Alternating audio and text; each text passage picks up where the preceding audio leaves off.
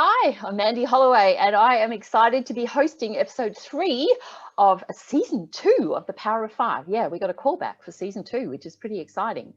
And I'm looking forward to working with my colleagues again. And the aim of what we want to do here is we're all change behavior specialists. We want to inspire different thinking for you, get you thinking about, could I take some actions differently, particularly as a leader, but even if you're a team member, you know, and you're leading up and you've got a difficult person that you're working for, there's lots of tips and tricks that we're going to explore. The topic that I'm bringing to the table today is empowering others. And I find it really interesting. And I know even in our previous season and even in our last episode, we talked about empowering others, wanting to get out of the way and let our people be the best they can. But I've been working with a client and we've been exploring, what does empowering others mean? Can we empower somebody who doesn't want to be empowered? And what kind of mindset as a leader do we bring to actually successfully empower others? So really digging more deeply into what does empower mean and how do I actually do it? What do I talk about and what do I do? So I'm going to invite Catherine to step into the conversation and just share with us your thoughts around empowering others. So I think I'm just going to weigh in on the first of those 8 questions that you laid out for me and circle back as we go. But the one thing that really comes to mind when we talk about empowerment for me is that the word power is in empowerment. And for me, what it means is you are actually giving power to someone else. And for me, what that means is you would not give power to someone that, 1, you didn't trust, or 2, you didn't believe in. So the notion of giving power to another is quite an explicit demonstration of trust and belief.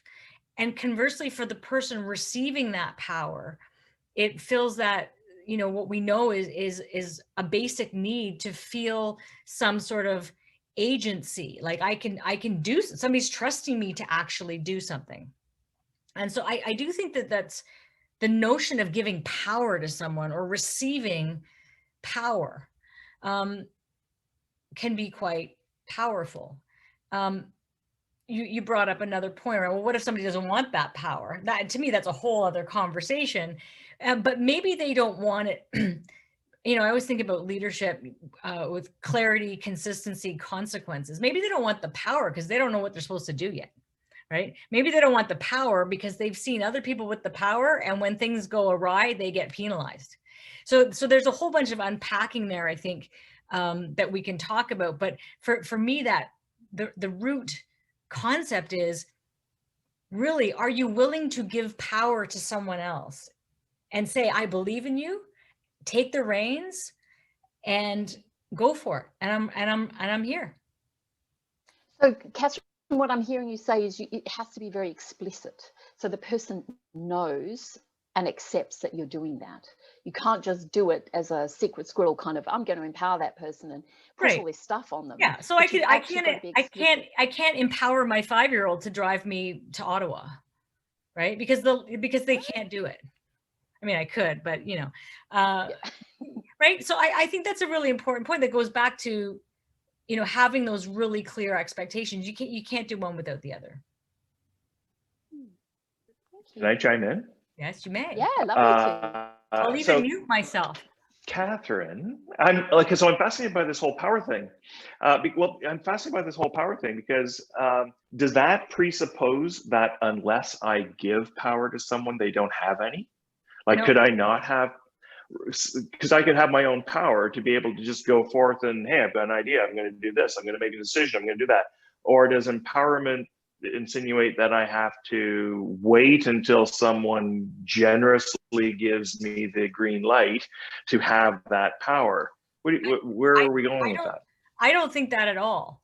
I'm thinking explicitly around, how does a leader empower others? I think it's a very explicit communication of, I'm giving you the tools, I'm giving you there's the pin in the map, and I'm then giving you the power to get us there. But you're absolutely right. It doesn't Could I empower myself? Absolutely. Right. Okay, good. Absolutely. But it is an interesting concept though, isn't it? Whether, and I know I you know, in many of my leadership roles, I reluctantly acknowledged that I had positional power. I didn't want it, but I had it.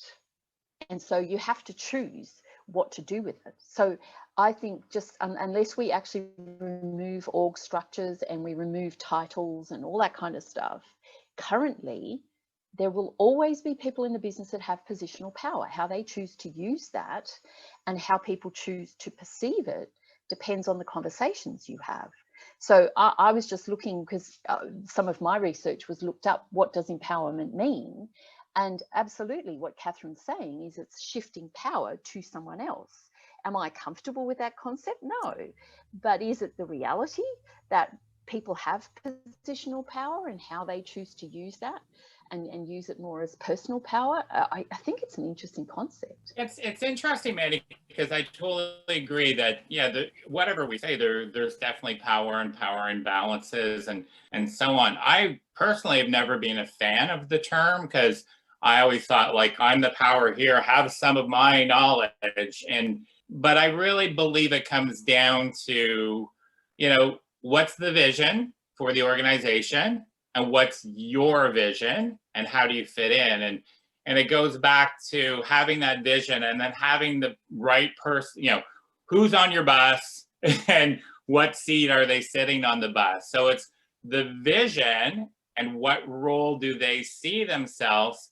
And then really it's about believing in them and going to the trust and, like, I believe in you and this is the vision, and then going there. So that's how I would interpret it, as long as it comes back to the clear vision for them and how they fit into the bigger vision. That's how I would define it. I think there's an interesting distinction here. I think that we might be stumbling over is a question that you asked earlier, like, can we empower somebody to take ownership in something if they don't want it, right? I think so. I think one of the first steps we have to decide to do as a leader is say, well, do they want to own it, right? Do they want to be empowered? And if the answer to that is no, I think the distinction for me is if you're looking at an employee or a team member and they have this concept around, you know, things happen to me, that's a very different mindset than I make things happen, right? And I think in some ways we have to start to judge where people are kind of on that ladder. And so if you have somebody that's like, I want to make things happen, and we're the bottleneck to that because we aren't providing them both the responsibility and the authority to do it, that's on us, right? And so that's where I think as a leader, we have to change the way that we lead to empower people, or at least allow people to grab that empowerment, that ownership, and go forward. The flip side of that, though, is if they don't want to lead, if they don't want to own it, we can't force somebody to take the power, right?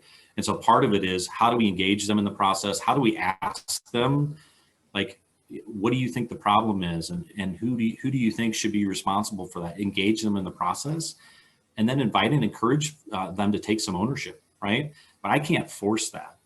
To me, this is kind of linked to the topic of accountability. I can't hold other people accountable, right? I can hold myself accountable to what I'm supposed to be doing. And as a leader, I may need to make sure my team gets results, but I can't force somebody to be accountable, right? And so it's the same thing to me with ownership. I can't force somebody to be an owner. They have to choose into that, but I have to provide them the support, the tools, the resources, so they feel comfortable doing it.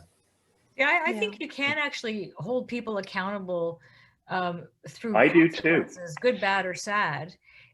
And I think there is a distinction between holding someone accountable, and certainly I think explicitly in the business sense that there has to be an inherent feedback mechanism for accountability.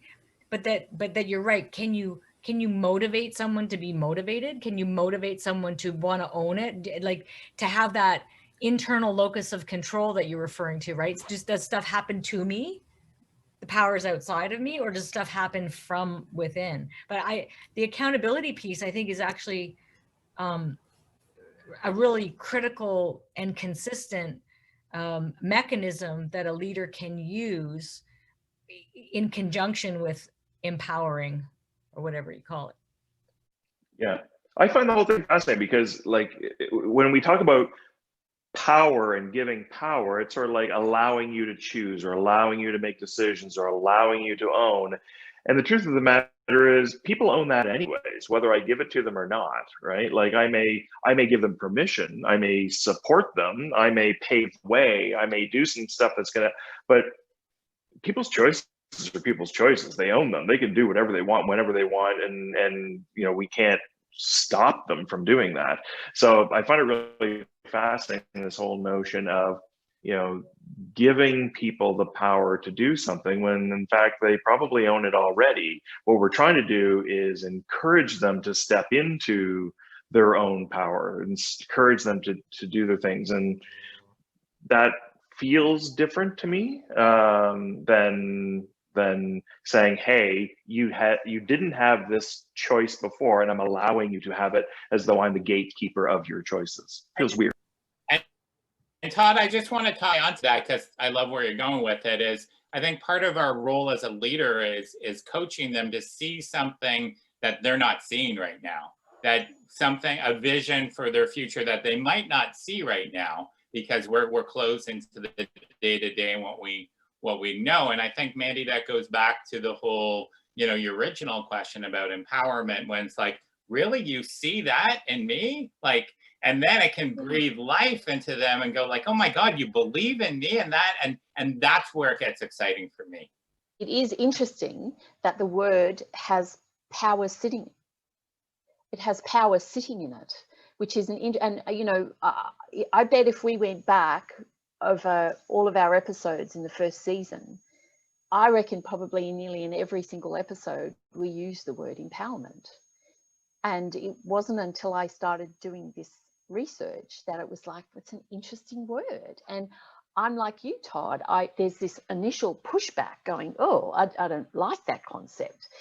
But I do like the concept of belief and confidence and being explicit in my belief in the person.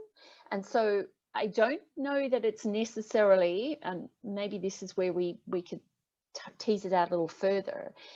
Maybe it's not necessarily about saying I anoint you and I give you the power, but maybe it's more around what can we do to speed that person to have the intrinsic motivation to take a few more risks and actually unleash their true potential with greater speed. I like the word enable, maybe, versus empowerment. Enablement, right? Like, you already have the power. How do I give it a voice and a stage and an audience and so on?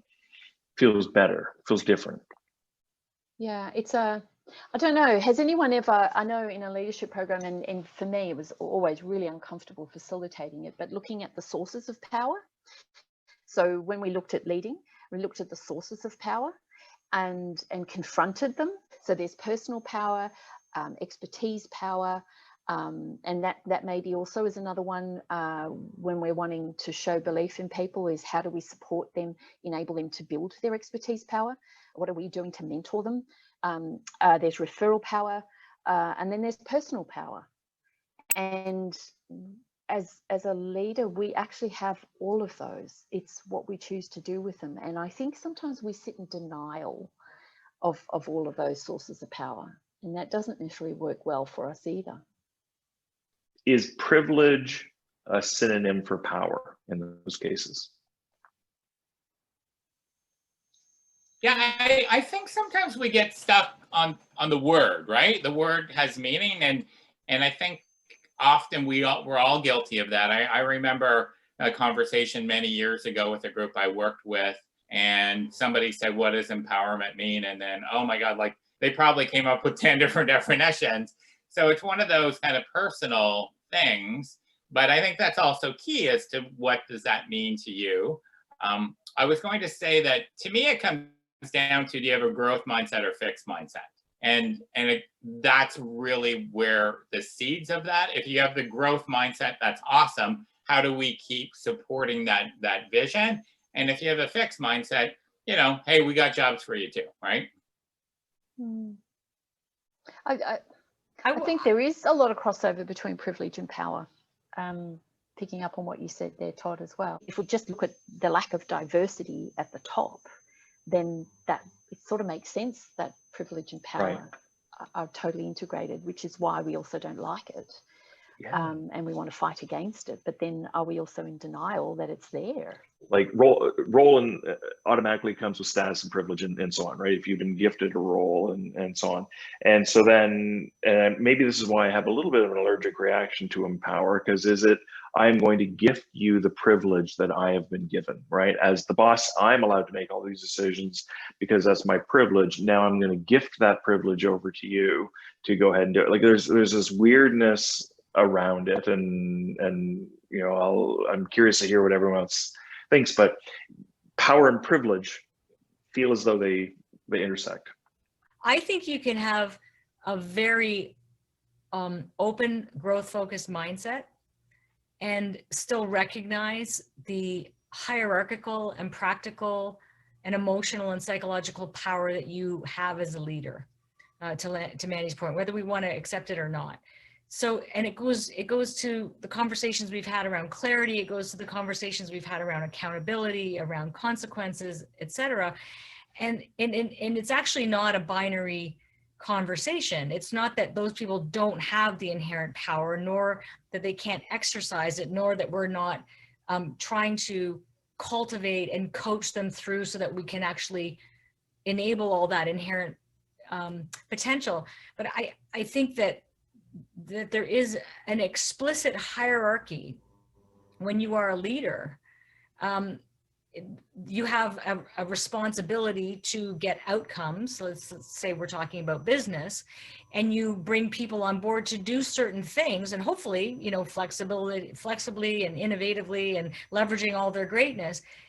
But ultimately, you do have choices to make and consequences to dole out, good, bad, or sad, and that is a conference of power. So I think we are getting really in the weeds on the semantics here, because I think everything is true. How we talk about it, leadership program, when I facilitate, you can use your power for good or you can use your power for evil. And it depends. And so for me, empowerment is me using my power for good, so that I'm supporting, believing, enabling somebody else to grow and achieve a different position. But yeah, it's an interesting one. And I think that's where it's synonymous with privilege, because I can use my privilege for good or I can use my privilege for evil. Yeah. Right. I can give people a voice. I can give people an audience. I can give people, a path forward, or I cannot. I can hold them back. I can stop them. I can block them out. And so there's a funny synonymous relationship there. But isn't that the reality of what happens in corporates? Like if we're all doing change behavior and being a change behavior specialist in corporates, unless we're dealing with really small family-oriented organizations, even I've been doing quite a lot of work in the not-for-profit or profit for purpose, it's still the same. There's people at the top. Sure. With the Joel. Totally. What are your thoughts? Well, I just want to circle back to something, maybe a point I was trying to land last time and did it poorly. But the thing I would maybe push back on what Todd was saying is I think we can give people opportunities to have a voice. We can give people opportunities to take whatever power or privilege or whatever else and step into that. But my point earlier was I don't know that we can necessarily force somebody who doesn't want that to take it, right? It is a choice. And so I guess my thought process around that is my role as a leader is to provide those opportunities, whether they choose to take them or step through that doorway or, go gangbusters on it is completely up to them. And so when I talked about accountability, I can only hold myself accountable to what I choose to do. I can hold myself accountable to providing those opportunities, but I can't force somebody to choose to be empowered. And so at that point, I can just hold them to the results that I expect from their role or from their the project they're delivering or whatever else. But I don't know that necessarily a leader can take responsibility for whether or not somebody chooses into that. I don't disagree with you, but I think what's interesting about it is, as someone of power, I can rob you of those opportunities, but I cannot force you to take them. And that's something that I think leaders need to be wildly conscious of, is that although I can't force you to be accountable for it, I can rob you of the opportunity to be accountable. And you know, Todd, it reminded me, I'm a syndicate chair at the CEO Institute. And so we have 14 CEOs sitting around the table. 2 people came as alternates to CEOs, so they were the next level down, and they sat listening. I was so proud of them. They were so courageous. These CEOs were talking about, you know, not showing initiative and and these 2 people at the same time said, you need to give us permission. You need to tell us that that's what you want us to do. How do we know that that's what you want us to do? I was like, yes. And that's it. Simple. I agree. And maybe, Todd, that idea of robbing, it could be intentional or completely unintentional, because I'm not even aware of it. So for me, it's about really being explicit with empowerment. So picking up on what Joel's saying is, am I really having the conversation with someone to share how much I believe in them, how much I want to empower them, so that I'm giving them every opportunity in a really explicit, intentional way. Or, as you said, Todd, I could rob them of it because I'm sort of giving them empowerment, and I'm doing that, but I'm not being explicit with it. And then when they don't step in, I go, oh, well, they don't want it. I'll go somewhere else, and I'll work with someone that does. But because I wasn't explicit, the person didn't know. Sure. Or even if they wanted it, if I'm the gatekeeper, I can prevent it from happening. Yeah. Right. Like there's some some stuff in there, right, that I think leaders need to be really conscious of, because of role and their ability to empower. I don't like that word power. I've never wanted to use the word power or anything like that, but I think the reality of us stepping in and addressing it is very powerful and insightful for others. So let's just, in a wrap up, run round and just one takeaway, you know, or even just sharing for the benefit of others, what you're still uncomfortable with, or what's rattled your cage around some of this. Yeah, I'll jump in. I'll jump in the water. I hope jump in, no sharks Shawn. in there. But yeah, watch out. I really think what I took from this is that words matter, right? And I think words can be really powerful, and sometimes they're triggers for us, and they're you know, it might be a different trigger for somebody else, and we have different definitions. But just diving into the conversation of defining what words mean to each other, I think was really really interesting to listen to. So thank you for facilitating that, Mandy. Thanks, Shawn. Todd, how about yourself? Yeah, I would say the big takeaway for me is, with role comes responsibility and accountability and authority and so on. And I think people shouldn't underplay the gravitas that comes with your role, right? And so people will automatically look towards roles and say, you know, you are the gatekeeper of certain things, and so I am looking for permission. I am looking for the go forward. And so don't lose consciousness of that. Like by simply not stepping into it or not being intentional about your words, you could be holding people back from stuff because they're looking for you to give them some sort of authority or permission. So take it seriously. It's important. Joel, how about you?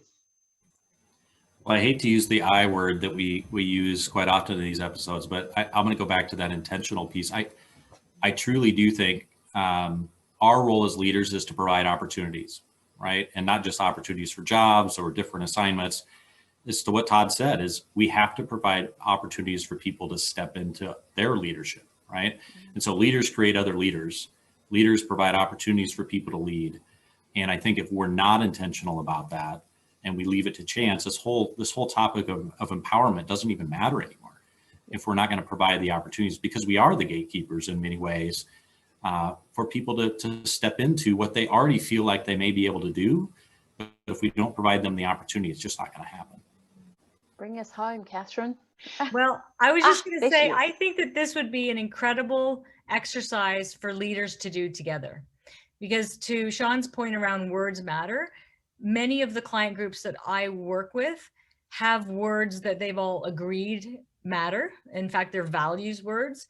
And I think that there's often, just like we had today, incongruence or misalignment or misinterpretations or just different interpretations. So even to have this conversation, okay, guys, empowerment's one of our things. What does it mean to us? How will we be showing up? What kinds of habits, behaviors, actions will we be able to see and will we be seeing and doing? So just, I would encourage people, if you're leaders or you're part of a cross-functional team, maybe have this kind of conversation and see where it leads you.